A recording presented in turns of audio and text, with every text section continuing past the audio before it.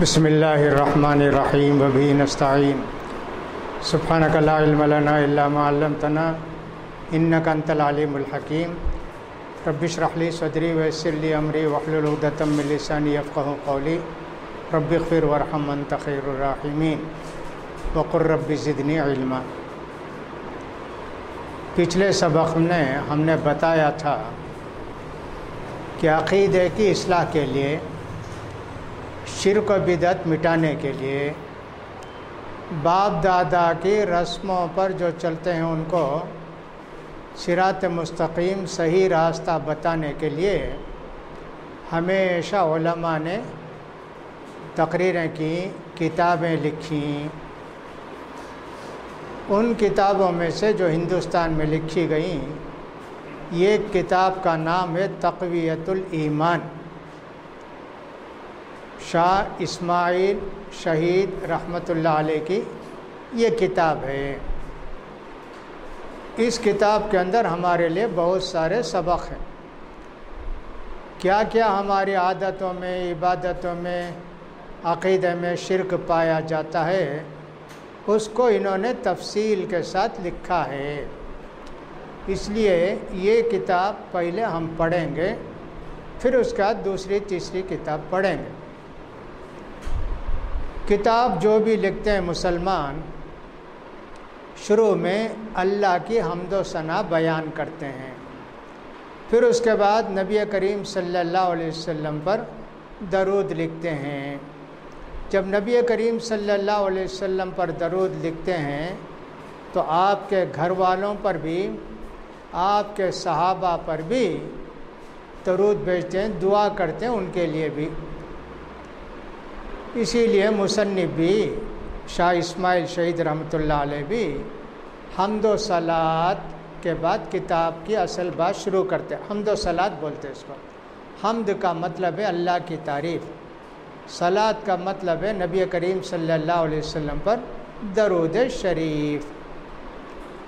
کہتے ہیں کہ اللہ تیرا شکر ہے، تیرا احسان ہے کہ تو نے ہمارے اوپر بے شمار نعمتیں کی ہیں۔ اللہ کی نعمتوں میں ہی ہم زندگی گزارتے ہیں، صبح سے شام تک اللہ کی نعمتیں۔ اللہ نے ہوا چلائی، ہم سانس لیتے ہیں، سانس چھوڑتے ہیں۔ 24 گھنٹے میں 1 منٹ بھی ہمارا ایسے نہیں گزرتا کہ ہمیں بغیر سانس لیے ناک پڑ کے بیٹھے رہیں۔ کوئی کسی لیے پکڑا تو تھوڑی دیر کے لیے، پھر بھی دم گھٹنے لگتا ہے تو جلدی ناک چھوڑ دیتا ہے۔ تو اللہ تعالیٰ ہوائیں چلایا۔ اگر یہ ہوا نہ چلے تو پھر ہم سب کے سب 5، 3، 4 منٹ میں مر جائیں گے۔ یہ اللہ کا ایک احسان کہ ہوا چلائی اور ہم کو ہوا کے ذریعے زندگی لی، سانس لینے چھوڑنے کے لیے۔ اللہ نے سورج بنایا، سورج ہم کو روشنی دیتا ہے، سورج ہم کو بہت سارے فائدے دیتا ہے۔ کتنی نعمتیں سورج کی، اللہ اکبر! یہ بھی اللہ کی ایک نعمت ہمارے لیے۔ اللہ نے چاند بنایا، یہ بھی اللہ کی ایک نعمت۔ چاند کے کتنے فائدے ہیں، تاریخ معلوم ہوتی ہے۔ عرب والے اسی سے تاریخ معلوم کرتے تھے۔ حج کا مہینہ معلوم ہوتا ہے، چاند کے ذریعے پھولوں کو، پھلوں کو فائدہ ہوتا ہے، چاند کی روشنی سے پھل پکتے ہیں۔ کتنے احسانات ہیں اللہ کے۔ پھر اللہ تعالیٰ نے زمین میں بہت سارے پرندے بھی اور جانور بھی رکھے، اور بہت سارے جانوروں کو کھانے کے لیے اجازت دی، پرندوں کو بھی۔ جو حرام ہے وہ بتا دیا۔ یہ سب اللہ کی کتنی نعمتیں دیکھو۔ اسی لیے قرآن مجید کہتا ہے وَإِن تَعُدُّوا نِعْمَتَ اللَّهِ لَا تُحْصُوهَا۔ اگر تم اللہ کی نعمتوں کو گننا چاہو تو گن نہیں سکتے۔ کوئی کہے گا گننا آسان ہے نا، ہوا، چاند، سورج، اجالا، نیند، جاگنا، کمانا۔ یہ نہیں، یہ کہ ایک چیز کی حقیقت معلوم کر کے اللہ کا شکر ادا کرنا تمہارے لیے وہ ممکن نہیں۔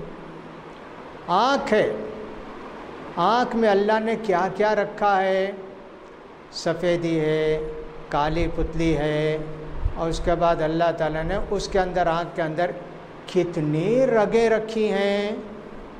وہ رگیں کبھی کمزور ہو جاتی ہیں، سوکھ جاتی ہیں تو دیکھنا مشکل ہو جاتا ہے، نظر بھی نہیں آتا۔ اب آنکھ کے متعلق تحقیق کریں گے پتہ نہیں کتنے مہینے لگ جائیں گے۔ اب ایک آنکھ کا قصہ ایسا ہے، پھر دنیا کتنی چیزوں کا شکر کیسا ادا کریں گے ہم؟ نہیں۔ بہرحال اللہ تعالیٰ نے ہمارے اوپر دنیا کے اندر یہ بہت ساری نعمتیں ہم کو دیں۔ یہ ایک بڑی نعمت جو اللہ نے ہم کو دی ہے وہ ہے دین اسلام کی نعمت۔ اللہ نے ہم کو پیارے نبی صلی اللہ علیہ وسلم کی امت میں بنایا، ہماری ہدایت کے لیے نبی کریم صلی اللہ علیہ وسلم کو بھیجا، اور ہماری ہدایت کے لیے اللہ تعالیٰ نے قرآن مجید نازل کیا، اور قرآن مجید کی حفاظت کا ذمہ بھی اللہ لیا، حدیث کا بھی ایک طرح سے حفاظت کا ذمہ ہو گیا۔ یہ سب سے بڑی نعمت جو ہم کو اللہ نے دی ہے، پیارے نبی کا امتی بنایا، اسلام کی دولت سے ہم کو نوازا، اس لیے اللہ کا شکر ادا کرنا ہمارے اوپر ضروری ہے۔ اللہ ہم سب تیرا شکر ادا کرتے ہیں، تیری تعریف کرتے ہیں، اور تیرے پیارے نبی صلی اللہ علیہ وسلم جو ہماری ہدایت کے لیے تو نے بھیجا ان کے لیے دعا کرتے ہیں، ان پر درود بھیجتے ہیں، اس لیے کہ تو نے کہا ہے کہ نبی کا نام آئے تو ان پر درود پڑھو، اس لیے ہم پیارے نبی پر درود پڑھتے ہیں۔ درود کا مطلب یہ ہوتا ہے کہ اللہ ہمارے پیارے نبی نے ہم کو جو دین پہنچایا اس کا بہترین بدلہ ان کو دے، یہ مطلب اللہ ہمارے نبی پر درود پڑھ، یعنی درود بھیج۔ درود بھیجنے کا مطلب ہوتا ہے کہ اللہ ان کو پورا پورا بدلہ دے، ان کے درجوں کو بلند کر، یہ مطلب ہوتا ہے۔ اللہ درود پڑھتا ہے، فرشتے درود پڑھتے ہیں، مسلمانوں تم بھی درود پڑھو۔ اب اللہ کیسے درود پڑھتا؟ وہ بھی بولتا کہ اللہم صلی علی محمد، نہیں، اللہ ہمارے نبی پر رحمتوں کی بارش نازل کرتا، رحمتیں بھیجتا، ہمارے نبی کے درجات کو بڑھاتا، اس لیے ہم کہتے ہیں اللہ ہمارے پیارے نبی پر درود پڑھ، درود بھیج، مطلب یہ کہ ہمارے پیارے نبی پر رحمتیں نازل کر، ان کے درجات کو بلند کر۔ فرشتے بھی دعا کرتے ہیں ہمارے پیارے نبی کے لیے، کہ اللہ اس نبی کے درجوں کو بلند کر، اپنا رحم و کرم ان پر فرما۔ یہ فرشتے بھی دعا کرتے ہیں، ہم بھی دعا کرتے ہیں، لہٰذا ہم سارے لوگ پیارے نبی صلی اللہ علیہ وسلم کے لیے دعا کرتے ہیں۔ پیارے نبی صلی اللہ علیہ وسلم کے گھر کے جو لوگ ہیں ان کو آل بولتے، آل نبی۔ کیا پڑھتے؟ اللہم صلی علی محمد وعلی آل محمد۔ محمد کے گھر والوں پر بھی، آپ کی بیوی اور آپ کی بیٹیاں، ان کے بچے جو بھی ہیں، ہمارے پیارے نبی کے خاندان، گھر والے، ان سب پر بھی اللہ تو درود بھیج۔ پھر جو صحابہ اللہ کے رسول صلی اللہ علیہ وسلم پر ایمان لائے، نبی کی خدمت کیے، ایمان کی حالت پر رہے، ایمان کی حالت پر وفات پائے، ان کو صحابی بولتے۔ صحابی کسے بولتے؟ جو آدمی کے اللہ کے رسول صلی اللہ علیہ وسلم سے ملاقات کیے تو اس میں نابینا بھی ہیں، بہرے بھی ہیں، دیکھنے والے، ملاقات نا، ایمان لائے، ایمان پر جم کر رہے، ایمان پر وفات ہوئی، ان کو صحابی بولتے۔ صحابی کا مطلب ہے اللہ کے رسول کے ساتھ رہنے والے، اللہ کے رسول صلی اللہ علیہ وسلم کے دوست، ایسا معنی صاحب کا آتا ہے۔ اب یہاں کوئی آدمی ایمان لایا، اللہ کے رسول صلی اللہ علیہ وسلم کے ساتھ تھا، خدمت بھی کیا، مرنے سے پہلے ایمان سے پھر گیا، عیسائی ہو گیا، یہودی ہو گیا، جہنم کو جائے گا، 40 سال خدمت کیا ہوگا لیکن بدل گیا، آخر میں جہنم کو جائے گا۔ اس لیے صحابی بولے تو وہ آدمی جو کہ اللہ کے رسول صلی اللہ علیہ وسلم سے ملاقات کیے، ایمان لائے، آپ پر ایمان کی حالت میں رہے، ایمان کی حالت میں وفات پائے، ان کو صحابی بولتے۔ کبھی ایسا ہوتا کہ اللہ کے رسول سے ملاقات کیے، ایمان بھی لائے، بیچ میں ذرا گڑبڑ ہو گئی، عیسائی بن گئے، یہودی بن گئے، بعد میں توبہ کر لیے، پھر پیارے نبی پر ایمان لا کے توبہ کر لیا، اب انہوں بھی صحابی۔ بیچ میں غلطی کرے اس کا حساب نہیں، مرے کیا ایمان کی حالت میں تب صحابی۔ تو اس لیے ہم لوگ اللہ کے رسول صلی اللہ علیہ وسلم کے صحابہ پر بھی درود بھیجتے ہیں، اللہ ان پر اپنی سلامتی کی رحمتی کی بارش برسا۔ اللہ تو نے ہم کو دین اسلام کی توفیق دی، اب ہم کو اسلامی زندگی گزارنے کی توفیق دے۔ بہت سے مسلمان ہیں، اسلام بھی معلوم نہیں، اسلام کی باتیں بھی معلوم نہیں، کچھ بھی معلوم نہیں، پھر بھی پوچھے تو مسلمان بولتے ہیں۔ ایسا کیسا بھی مسلمان؟ مسلمان تو وہ ہے جو اللہ رسول کی باتوں کو جانتا بھی ہے، ان پر عمل بھی کرتا ہے۔ آج دیکھیں تو ویسے مسلمان 100 کو 1 2 3 4 ملیں گے اتنا ہی، باقی سب کچھ بھی جانتے نہیں، خالی جو جمعے کی نماز پڑھ لیتے اتنا، اور کچھ بھی کرتے نہیں۔ اللہ ہم کو اسلامی زندگی گزارنے کی توفیق دے اللہ، اور اسلامی زندگی پر بھی ہمارا خاتمہ فرما اللہ۔ لہٰذا ہم کو پیارے نبی صلی اللہ علیہ وسلم کی اس نعمت کو جاننا چاہیے۔ اللہ نے فرمایا سورہ زاریات میں کہ ہم نے انسانوں کو اور جنوں کو ہماری عبادت کے واسطے پیدا کیا ہے۔ عبادت کو اردو میں بولتے بندگی، عبادت کرنے والے کو بولتے بندہ، اور عبادت کو بولتے بندگی۔ ہم بندے ہیں، اللہ کے عبادت کرتے ہیں، اللہ کی بندگی کرتے ہیں۔ بندے کا کیا کام؟ جو بھی آقا، جو بھی مولا، جو بھی ہمارا یجمان بولا بلا کم و کاست اس کو ویسا ہی کرنا۔ بندہ غلام، بندہ فارسی کا لفظ، اردو میں غلام بولتے۔ غلام آقا کیا بولتا ویسا کرنا۔ اب غلام نہیں ہے دنیا میں، خالی کام والے ہیں، مزدوری کرنے والے ہیں، سروس کرنے والے ہیں، غلام نہیں ہیں۔ پہلے غلام رہتے تھے، پورا جو بھی کماتے لا کر دے دینا، اور وہ جو آقا ہوتا ان کا کپڑا دینا، کھلانا اس کا کام، انہیں 1 پیسہ بھی جمع کر کو نہیں رکھ سکتا غلام۔ تو غلام کا کیا کام ہے؟ اپنے آقا، اپنے مولا، اپنے یجمان کی خدمت کرنا، اس کا حکم بجا لانا، اس کے اندر کچھ بھی فرق نہیں آنا۔ اب اس کے لیے ایمان ضروری ہے۔ خدمت کرتے لیکن کیسے خدمت کرنا وہ ایمان سکھاتا ہے۔ مثلا اللہ تعالیٰ نے بندگی کرنے کے لیے ہم کو حکم دیا، ہم عقل سے سوچے اللہ کے بزرگ بندے ہیں نا، ان کو سجدہ کریں گے، ان کے قدم چوم کر اللہ سے بولیں گے اللہ تیرے اولیاء کی خدمت کرتے، اللہ تیرے اولیاء کے قدم چومتے، اللہ تیرے اولیاء کا سجدہ کرتے۔ اللہ ایمان نہیں ہو تو اسے غلطی کرتا، ایمان درست ہو تو عمل، ایمان درست نہیں ہے کتنی بھی نیکی کرو، ایک نیکی کی اللہ کے پاس قبول نہیں ہوتی۔ کوئی آدمی اس کا عقیدہ یہ ہے کہ اللہ تعالیٰ نے اولیاء کو پاور دیا ہے، بچے دینے کا پاور دیا ہے، ان کی درگاہ میں جا کر مانگے تو بچے ملتے ہیں، یہ ایک ولی کو اللہ پاور دیا ہے فائدہ پہنچانے کا، ان کی درگاہ پر جا کر دعا کرتے ہیں تو کاروبار میں فائدہ ہوتا۔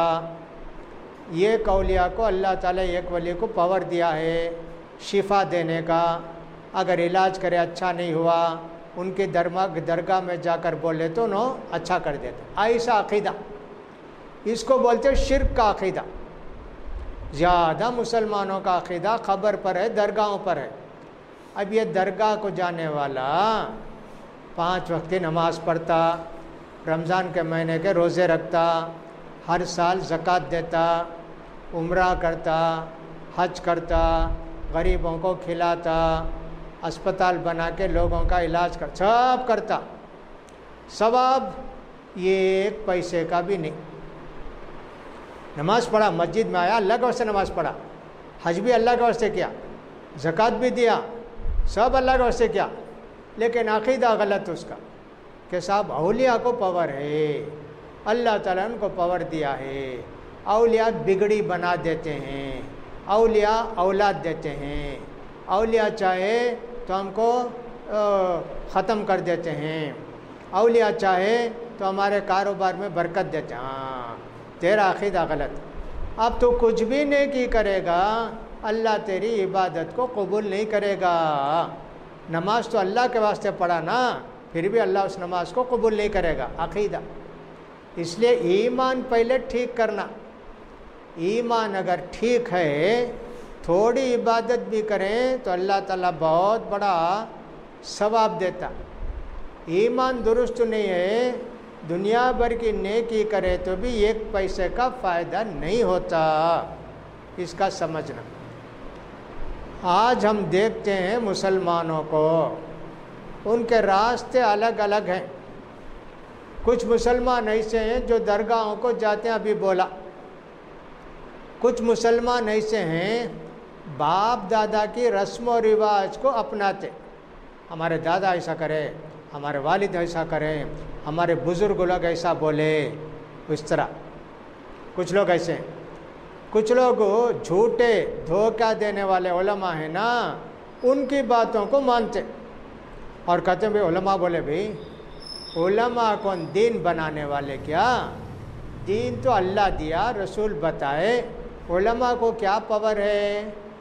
ہاں، دین کی بات قرآن حدیث کی بتائے تو علماء، اپنے بزرگوں کی بات، بڑوں کی بات، اپنے حضرت کی بات، ان کی بات بتائے تو بڑے کیا ہے؟ نہیں۔ کچھ لوگ علماء کو خوش کرنے کے لیے ان کی باتوں کو مانتے، ان کی باتوں پر عمل کرتے۔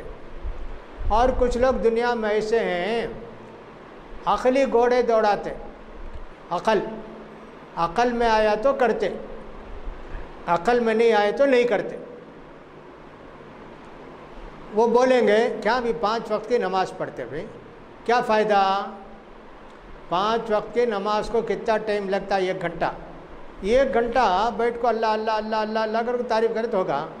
کائی کو نماز پڑھنا، کائی کو جھکنا، کائی کو رکوع کرنا، سب کیا ضرورت ہے بھائی؟ عقل میں آتا نہیں۔ فائدہ کیا؟ رمضان میں روزہ رکھو کرتے، روزہ رکھ کے بھوکے پیاسے رکھو، کیا فائدہ؟ اللہ کھانے پینے دیا ہے، کھانا، بھوکے کائی کو رہنا رمضان۔ ایسا عقل دوڑاتے، ہر چیز میں عقل، کیا بھی مسئلہ رہے، ہاں عقل، کوئی مسئلہ آیا تو عقل کو سوچتے۔ مثلاً ایک مسئلہ آیا، ہمارے پیارے نبی صلی اللہ علیہ وسلم فرماتے ہیں کبھی کبھی انسان کی نظر خراب رہتی، کسی کو بھی دیکھی پیٹ میں درد، سر میں درد، اس کی دکان جل جاتی، برباد ہو جاتی۔ آنکھ، اسے بولتے نظر لگنا۔ اب انہیں مانتا نہیں، وہ سب کیا بھی نہیں۔ ہمیں کھاتے پیتے ہوٹل میں دکان میں کتنے لوگ دیکھتے، ویسا نظر کر کو رہی تو ہم نہ سب پیٹ میں درد آنا نہ، وہ سب مانتے نہیں جاؤ۔ ہر چیز میں عقل۔ اسی طرح حدیث میں آتا ہے اگر تمہاری چائے میں، شربت میں مکھی گر گئی، مکھی کو پکڑ کے ڈبا کے چائے میں، شربت میں پھینک ڈالو، بولے اللہ کے رسول۔ مکھی گری تو ایک طرف سے گرتی، آدھی اوپر رہتی، آدھی اندر رہتی، اس واسطے اللہ کے رسول بولے ڈبا کر اٹھا کے پھینک دو. اب انہوں بولتے کیا بھی انہیں آدھی گری پورا گرا کر کو بولتے پورا ڈبا کر کو بولتے. یہ جا دین کیا بھائی یہ شریعت کیا؟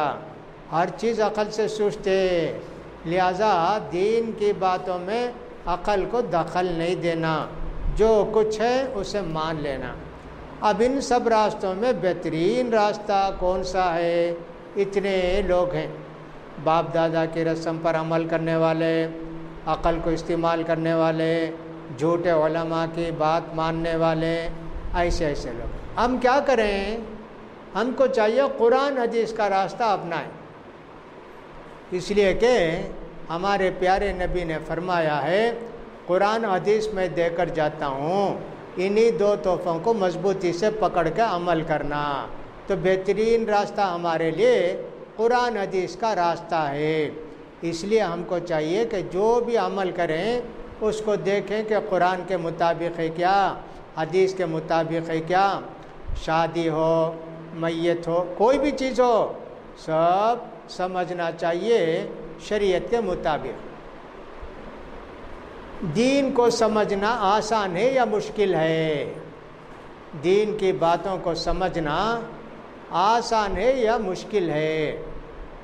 لوگ مشہور کر کے رکھے ہیں ارے رے دین کا سب مسئلہ پوچھنا نہیں، بولنا نہیں، بھی علماء کا کام، ہمیں سب کچھ بھی نہیں، خالی نماز پڑھ کہا جانا ہوتا، دوسرا کیا بھی نہیں.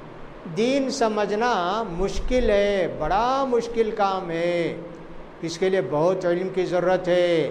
مدرسے میں پڑھنا 8 سال 10 سال، استاذوں کے سامنے پڑھنا، جب ہی چل کے ہم لوگوں کو علم آئے گا، شریعت کی باتیں معلوم ہوں گی. یہ بالکل غلط ہے، جھوٹ ہے. اللہ نے قرآن مجید کے اندر جو باتیں نازل کی ہیں وہ ہماری عقل میں سمجھ میں آنے والی باتیں ہیں، عقل میں سمجھ میں نہیں آنے والی باتیں نہیں ہیں. اگر کوئی بات عقل میں سمجھ میں نہیں آتی ہے تو اس کے متعلق اللہ پوچھے گا بھی نہیں. یہ کہیں نہیں سمجھے بھئی ہم کو اتنی سمجھ نہیں تھی.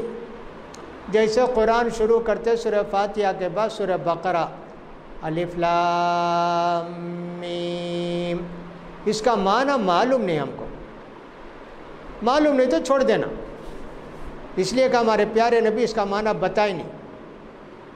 ایسے کچھ بات شریعت میں آیتیں رہتی ہیں، دین میں کچھ آیتیں معلوم نہیں، چھوڑ دیا، اللہ کے حوالے کر دیا. باقی جتنی باتیں معلوم ہیں عمل کرنا چاہیے نا.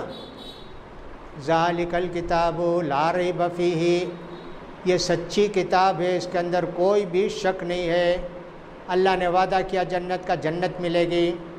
یہ کلام اللہ ہی کا ہے، انسان کا بنا، یہ سب سچی باتیں، ذرا بھی اس میں شک نہیں کرنا. بولے اللہ تعالیٰ. یہ سب سمجھ میں آتا نہیں کیا؟ آسانی سے سمجھ میں آتا. قرآن مجید میں اللہ تعالیٰ فرماتے ہیں وَلَقَدْ أَنزَلْنَا إِلَيْكَ آيَاتٍ بَيِّنَاتٍ وَمَا يَكْفُرُ بِهَا إِلَّا الْفَاسِقُونَ. سورہ بقرہ یہ قرآن مجید کی دوسری سورہ، بڑی سورہ. اس میں آیت نمبر 99 90 پر 9 کیا فرماتے ہیں اللہ تعالیٰ؟ اے نبی ہم نے آپ پر واضح کھلی سمجھ میں آنے والی آیتیں نازل کی ہیں، لیکن گنہگار لوگ اور برے لوگ اس کو سمجھتے نہیں ہیں، ان کا انکار کرتے ہیں. نہیں سمجھ میں آتی نہیں بھائی، ارے کیا نہیں سمجھ میں آتی بھائی، سب باتیں. یہ نہیں، ان کا سمجھنا مشکل نہیں، آسان ہے. ہاں عمل کرنا مشکل ہے، سمجھنا آسان، عمل کرنا یقیناً مشکل ہے. صاحب آپ نے جان دیے نا دین بچانے کے لیے.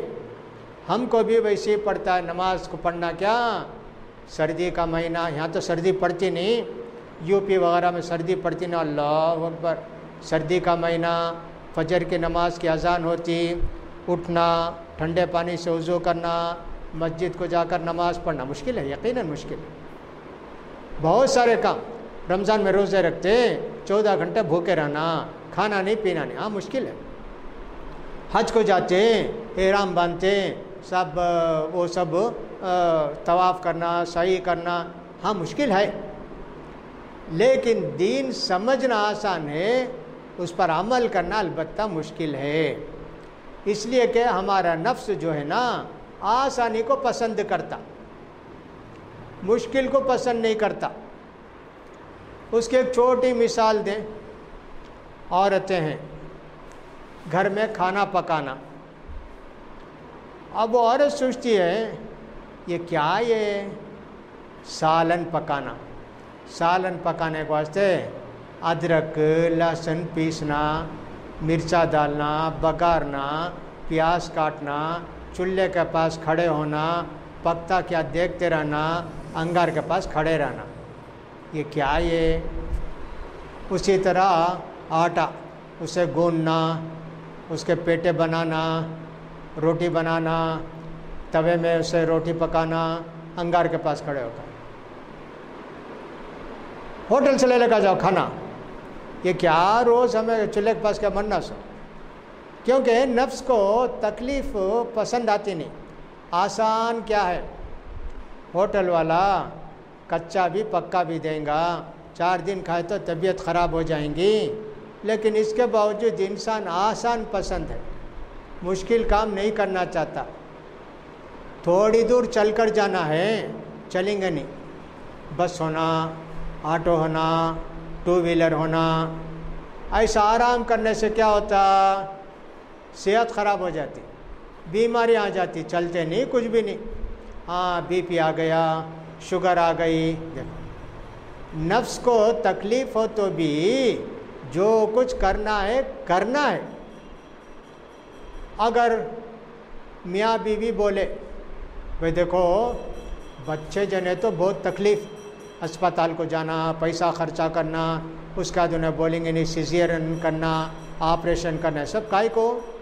چلو بھی بچے سے نہیں جننا، پیسہ ہو گیا آسان، مشکل کو دیکھے، چلو بھی مشکل ہے بچے جننا، چھوڑ ڈالیں گے، کیا ہوگا؟ دنیا میں انسان رہیں گے کیا؟ ایسے نفس کو آسانی پسند ہے، مشکل پسند نہیں ہے۔ اس لیے بہت سارے لوگ عمل نہیں کر کے اللہ کے نافرمان بن جاتے ہیں۔ رسولوں کو اللہ نے دنیا میں کیوں بھیجا؟ بات ایسی ہے کہ ہر چیز انسان سمجھ نہیں سکتا، جو دیکھتا ہے اس کو کسی حد تک سمجھ لیتا ہے۔ جیسے روز ہم دیکھتے ہیں کھانے کی چیزیں، پینے کی چیزیں، بکنے کی چیزیں، موٹر، یہ وہ سب دیکھتے، لیکن کتنی چیزیں ہیں ہم دیکھے ہی نہیں، فرشتوں کو دیکھے نہیں، جنوں کو دیکھے نہیں، جنت کو نہیں دیکھے، دوزخ کو نہیں دیکھے، یہ سب دیکھے نہیں نا۔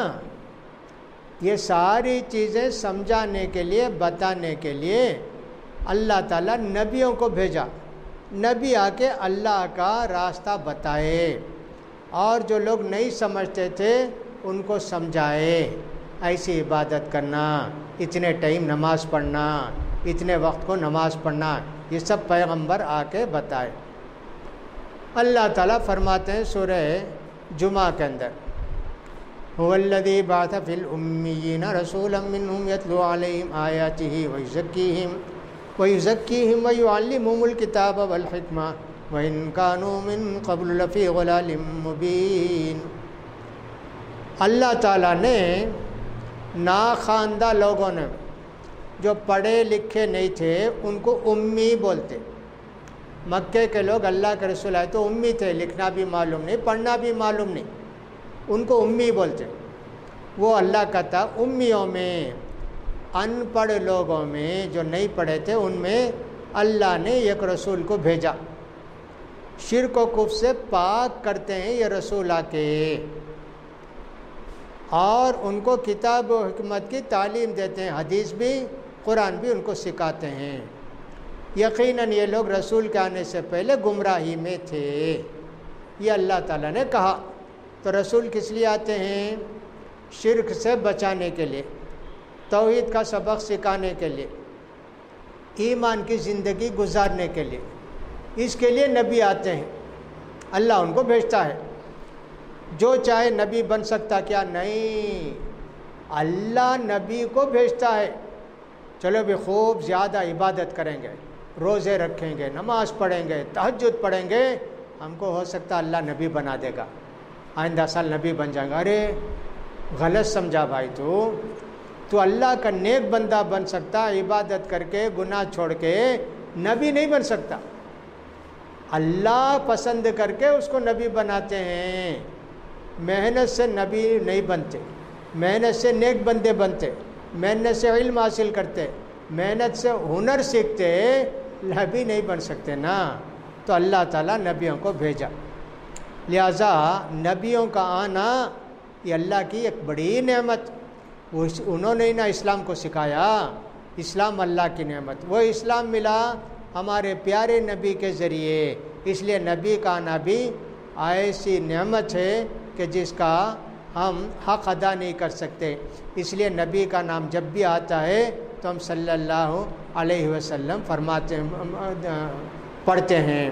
لہٰذا گمراہوں کو راستہ بتانے کے واسطے نبی اس دنیا میں آئے۔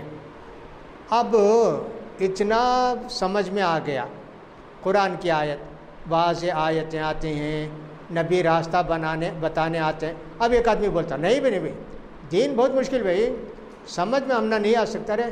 اللہ بولتا نبیوں کو دین سمجھانے کے واسطے اللہ بھیجا، پھر بھی تم بولتے نہیں بھائی نہیں دین سمجھ نہیں سکتے، بھائی بہت مشکل کام، یہ غلط ہے نا۔ اللہ بولتا واضح کھلی آیتیں نشانیاں نازل کیے، یہ بولتے نہیں بھائی دین کی باتیں بہت مشکل۔ اللہ کے بندے دین کی باتوں کو سمجھنا بہت آسان، ہاں عمل کرنا مشکل ہے، اس لیے جاہلوں کی باتوں میں نہیں آنا، قرآن حدیث پڑھنا اور سیکھنا۔ جو لوگ اللہ کی اس نعمت کی قدر نہیں کیے، مکے کے لوگ، ابو جہل بھی ابو لہب بھی، ان سب کا انجام جہنم۔ اور جو بھی لوگ اللہ کے رسول کی باتوں کو مانیں، جیسے ابو بکر صدیق، عمر فاروق رضی اللہ عنہما اور سارے صحابہ، ان سب کو جنت۔ ہم کو بھی نبی کی بات مانیں گے جنت ملے گی، نبی کی بات نہیں مانیں گے تو ہمارا انجام بھی برا ہوگا، اس کو سمجھنا چاہیے۔ اب ایک مثال دیتے ہیں، اب ایک بیمار ہے، بہت بیمار، اس بستی میں ایک حکیم صاحب ہیں، ڈاکٹر ہیں، سب کا علاج کرتے۔ اب یہ بیمار سے بولتے جی فلاں حکیم صاحب بہت اچھا علاج کرتے، بھی جاؤ ان کے پاس علاج کر لو۔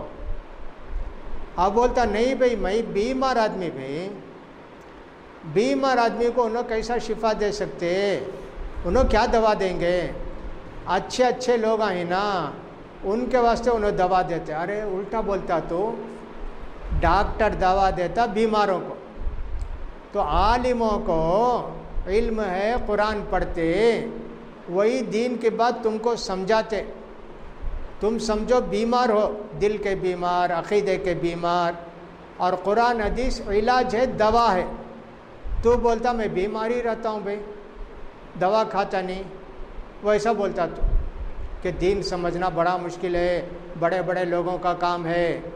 ارے بڑے بڑے لوگ کا تو صحت والے سمجھو نا، ڈاکٹر کس کا علاج کرتا، بیمار کا علاج کرتا، لہٰذا تم بیمار ہو تو ڈاکٹر کے پاس علاج کرنا چاہیے نا۔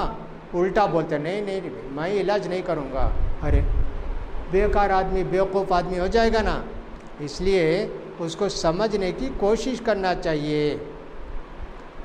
لہٰذا دنیا کے اندر اللہ نے ہمارے لیے قرآن مجید کو نازل کیا اور ہم کو اسی پر ایمان لا کر اس کے مطابق عمل کرنے کی دعوت دی۔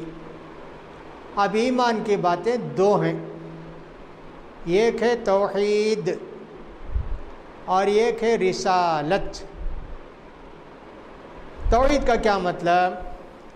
توحید کا مطلب یہ ہے کہ اللہ اکیلا ہے، اللہ ایک ہی ہے، اللہ ہی ساری عبادت کے لائق ہے، اس کو بولتے توحید۔ توحید ایک ماننا، ایک جاننا، ایک کے حوالے سب کرنا، ایک کی عبادت کرنا، اس کو بولتے توحید۔ رسالت، رسالت کا مطلب ہے کہ رسول پر ایمان لانا، اللہ کی طرف سے رسول جو بھی بات بولے اس کو ماننا۔ تو اللہ کی باتوں کو کہتے ہیں قرآن، اور رسول نے جو اللہ کی باتوں کو بتایا اس کو کہتے ہیں حدیث۔ لہٰذا ہم کو سمجھنا چاہیے اللہ ہی عبادت کے لائق ہے. اب اللہ کے سوا کسی کی عبادت نہیں کرنا، اللہ کے ساتھ کسی کو شریک نہیں ٹھہرانا. اللہ کے ساتھ عبادت میں کیسے شرک ہوتا ہے؟ ایک تو ہم سجدہ کرتے، نماز پڑھتے، اللہ کے لیے پڑھتے، طواف کرتے مکے میں جا کر کعبے کا، اللہ کے لیے کرتے. اب ایک آدمی درگاہ کو جا کے سجدہ کرے، درگاہ کے پاس ہاتھ باندھ کر کھڑا ہو، دیکھو اللہ عبادت کے لائق، تم درگاہ کو عبادت کے لائق بنا دی، یہ شرک ہو گیا. کعبے کے اطراف 7 چکر کاٹتے، اس کا 2 رکعت نماز پڑھتے. یہ آدمی کیا کرتا؟ قبر کے پاس جا کے 7 چکر کاٹتا، 5 چکر کاٹتا، اس کے بعد بیٹھ کے سجدہ کرتا قبر والے کو، بولتا اولیاء مجھے ایسا کرو ویسا کرو. یہ شرک دیکھو، اللہ کو عبادت کے لائق مان کر دوسروں کی عبادت کرتے. رسول کو رسول ماننا، یعنی رسول جو بھی ہم کو طریقہ بتائے ہیں زندگی گزارنے کا، ویسا ہی ہم کو کرنا چاہیے، انہی کی باتوں پر عمل کرنا چاہیے، انہی کا طریقہ اختیار کرنا چاہیے. تو دین کی 2 اہم باتیں، ایک توحید اور ایک رسالت.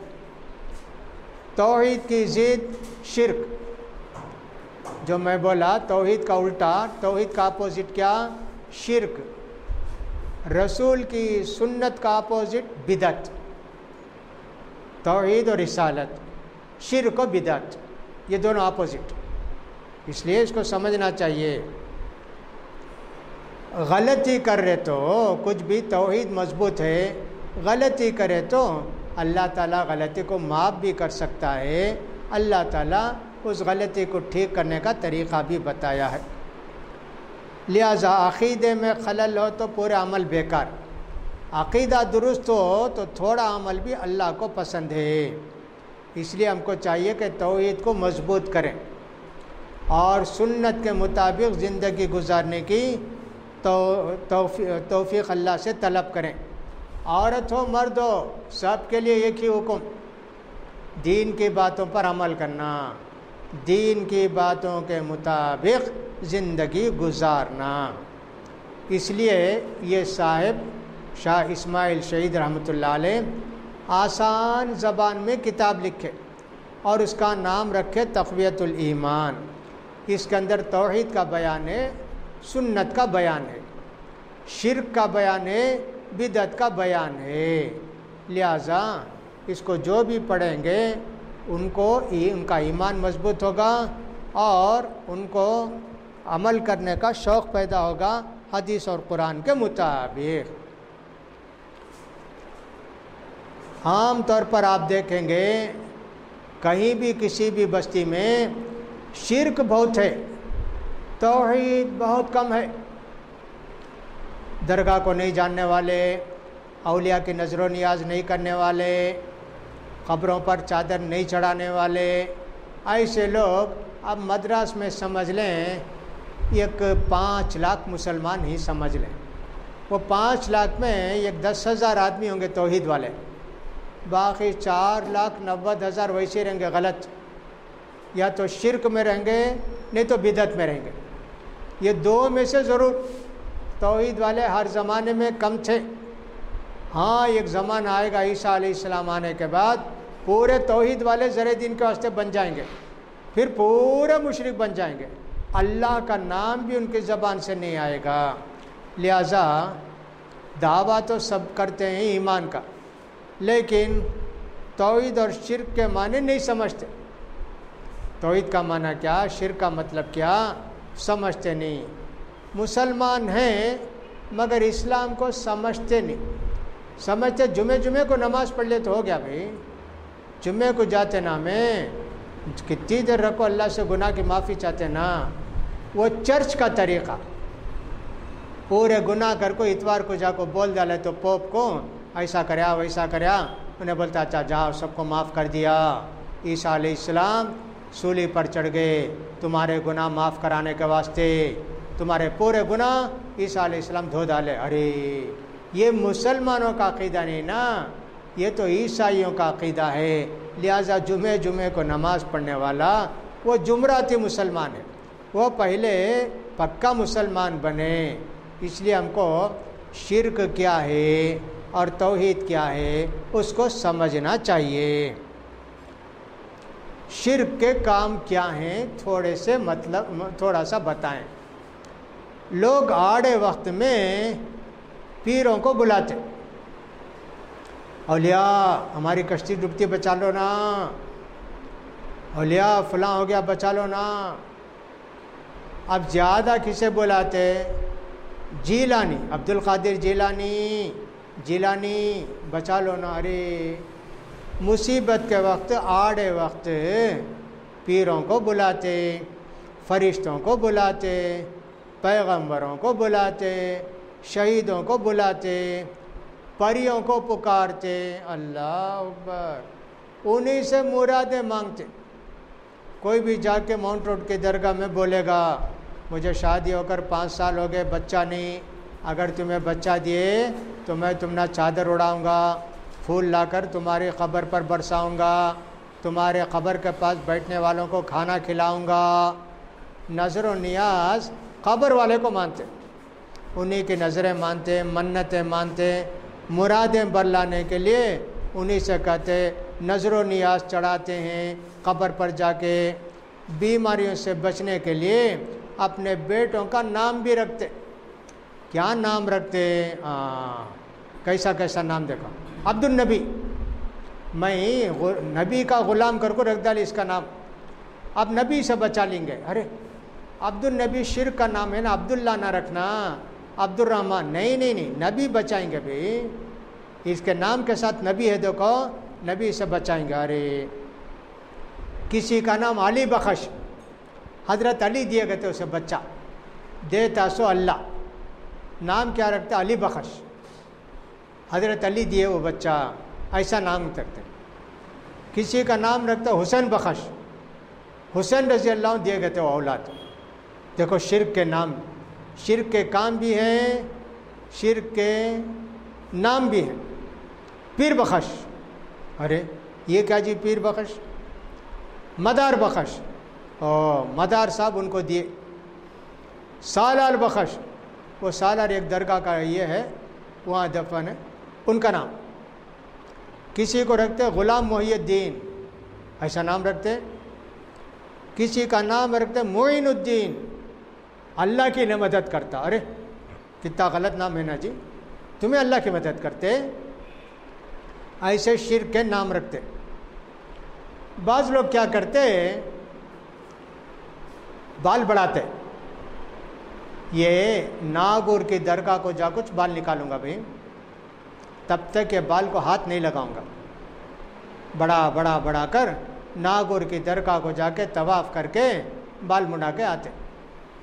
ایسے ہندو بھی کرتے، چوٹی رکھتے، مندر کو جا کر بال منڈا کے آتے، جیسے ہمارے تروپتی ہے نا، تروپتی کو جا کے بال منڈا کے آتے، ویسا مسلمانوں کے اندر بھی بہت ساری تروپتی ہے، وہاں جا کر بال منڈا کر آتے۔